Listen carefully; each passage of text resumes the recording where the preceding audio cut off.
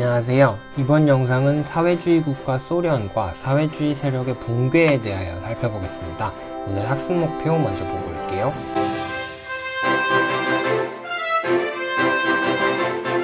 지난 시간에는 제3세계와 유럽 공동체가 등장하면서 나타난 다극체제와 함께 냉전체제에서 벗어나고자 하는 미국, 소련 등 세계의 노력에 대하여 살펴보았습니다. 지난 영상의 내용은 이번 영상과 이어지기 때문에 지난 영상 내용이 기억이 나지 않으시는 분들은 지난 영상을 살펴보고 오시면 되겠습니다. 이번 영상에서는 사회주의 세력의 붕괴 과정과 함께 중국에서 나타난 변화를 살펴보겠습니다. 먼저 사회주의 세력의 붕괴를 보겠습니다. 사회주의 세력의 붕괴는 동유럽에서 먼저 시작되었습니다. 사회주의 체제 속에 있던 동유럽은 점차 경제적 어려움에 처하게 되었습니다. 시장경제 체제가 아닌 공동소유, 즉 공산주의 체제로 인하여 굳이 일하지 않아도 국가에서 지원을 해주고 오히려 열심히 일하는 사람은 자신이 일하는 양에 비해 보상을 적게 받는 상황이 펼쳐졌습니다. 이로 인해 국가 경제가 악화되었습니다. 여기에 사회주의 정권의 독재와 국민 탄압이 심해지자 동유럽의 사회주의 국가의 국민들은 사회주의 상징물들을 파괴하고 민주주의를 위한 시위를 지속하였습니다. 그 결과 사회주의 국가였던 헝가리, 폴란드 등 동유럽의 사회주의 국가들을 중심으로 자본주의 경제체제가 도입되었습니다. 또한 1989년에는 자유주의 서독과 사회주의 동독이 통일되면서 동유럽의 사회주의 국가들이 하나 둘 붕괴되기 시작했습니다.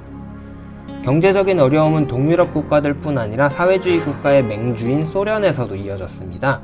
소련의 경제 역시 사회주의 체제가 갖는 문제점으로 인해 계속 악화되자 1990년 소련의 지도자였던 미하일 고르바초프는 페레스트로이카 그리고 글라스노스트를 주장하며 개혁을 추진했습니다. 페레스트로이카란 러시아어로 개혁을 뜻하며 글라스노스트는 개방을 뜻합니다. 즉 시장경제 체제를 도입하겠다는 개혁개방 정책을 실시한 것입니다.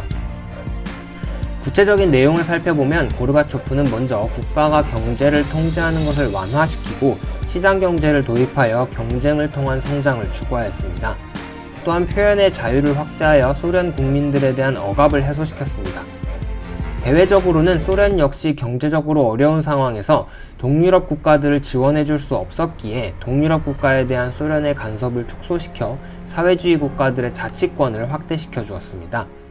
이를 계기로 동유럽의 여러 나라들이 소련의 영향권에서 벗어났으며 소련 내부에서도 여러 국가들의 독립 움직임이 나타났습니다.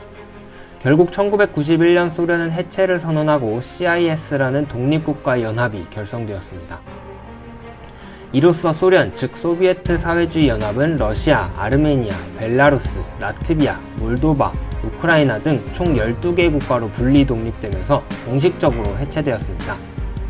소련의 해체로 양극체제는 완전히 무너지고 자본주의 체제가 확대되었습니다. 세계무역기구인 WTO와 자유무역협정, 즉 FTA를 통한 각 국가들 사이의 무역 질서를 강화하기 위한 움직임이 나타났으며 유럽연합과 같은 지역 단위의 협력이 아시아 등에서도 생겨났습니다. 베트남, 인도네시아, 말레이시아, 필리핀, 캄보디아 등 동남아시아 국가들은 동남아시아 국가연합인 아세안을 결성하고 현재까지 경제 교류를 나누고 있습니다. 한편 사회주의 중국에서도 시장경제체제 도입을 통한 변화가 생겨났습니다. 중국의 시장경제 도입에 앞서 마오쩌둥이 실시한 사회주의 경제정책을 살펴보겠습니다. 마오쩌둥은 대약진 운동을 실시하여 인민공사를 조직하고 소련과 같이 농업의 집단화를 시도하였습니다. 하지만 대약진 운동이 실패하자 사회주의를 더욱 강화할 필요가 있다고 판단하여 1966년 문화대혁명을 실시했습니다. 이 시기 외부적으로는 소련과 중국 사이의 갈등이 심해지면서 중국만의 사회주의에 대한 논의가 시작되었고 대약진 운동의 실패를 급격한 사회주의 개혁으로 인한 사회 모순으로 판단하기 시작했습니다.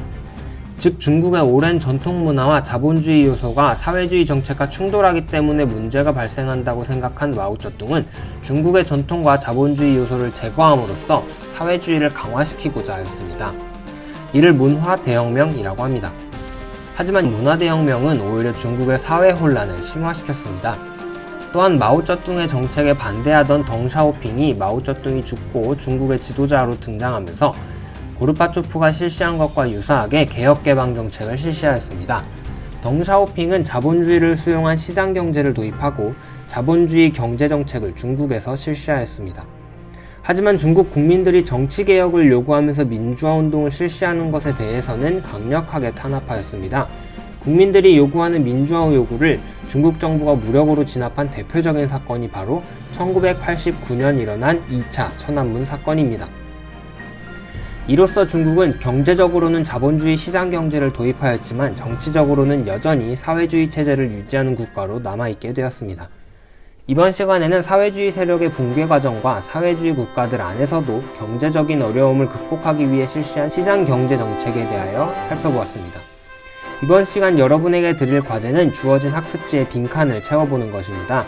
그리고 수업 내용 중 이해가 되지 않는 부분은 언제든지 질문해 주시면 답변해 드리도록 하겠습니다. 오늘도 수고 많았습니다. 다음 시간에는 다시 한국사 영상으로 찾아뵙겠습니다. 다음 영상도 기대 많이 해주시고요. 그럼 우리는 다음 시간에 만나요. 안녕.